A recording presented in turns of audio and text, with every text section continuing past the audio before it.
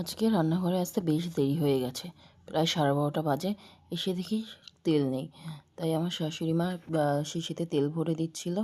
এর মধ্যে আমাদের হেল্পিং হ্যান্ড কাকিমা চলে এসছে।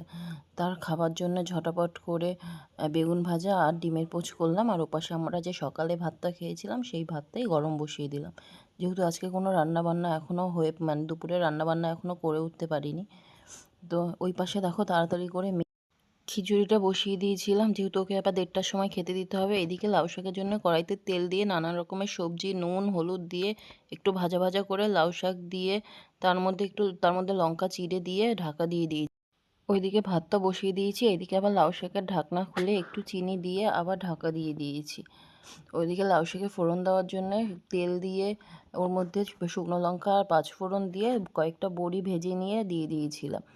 এদিকে আমার শাশুড়ি মা লোটে মাছের জন্য রসুন পেঁয়াজ আদা সব কেটে কুটে গুছিয়ে দিচ্ছিল।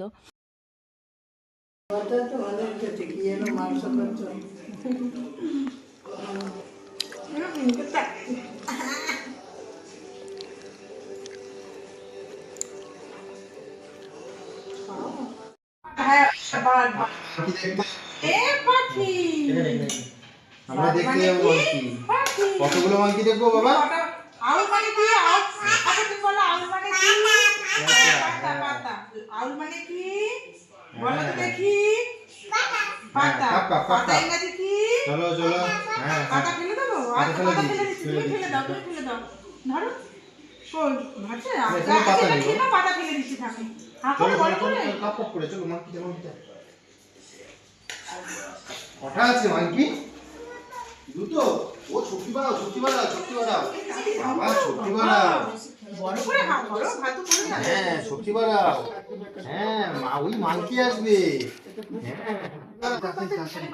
হ্যাঁ আওয়াজ করছে। দেখেছো? আবার ওইদিকে যাবো বাবা তাড়াতাড়ি। এটা খাও, এটা খাও। ওই বড় করে। হ্যাঁ ওইদিকে যাবো ওইদিকে। হ্যাঁ হ্যাঁ হ্যাঁ ওইদিকে যাবো। এদিকে আমার লাউ শাকটা হয়ে গেছে।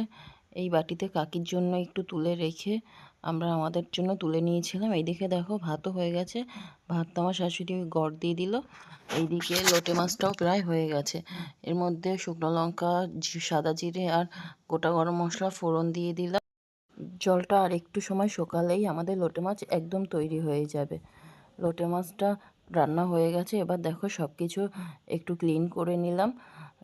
বিকেলবেলা আমি আমার বান্ধবীর দোকানে গিয়েছিলাম, কিন্তু ও আসেনি দেখে ওর বোনের সাথে একটু গল্প টল্প করে একটু সেলুনে চলে গেছে হেয়ার কাট করতে। আমি দাদাকে বললাম তুমি তোমার নিজের মতন করে একটা কাট দিয়ে দাও, যেটাতে আমাকে বেশ ভালো লাগবে। এবং কাটটা তো আমার ভীষণ ভালো লেগেছে। তোমাদের কেমন লাগছে একটু কমেন্টে জানাও।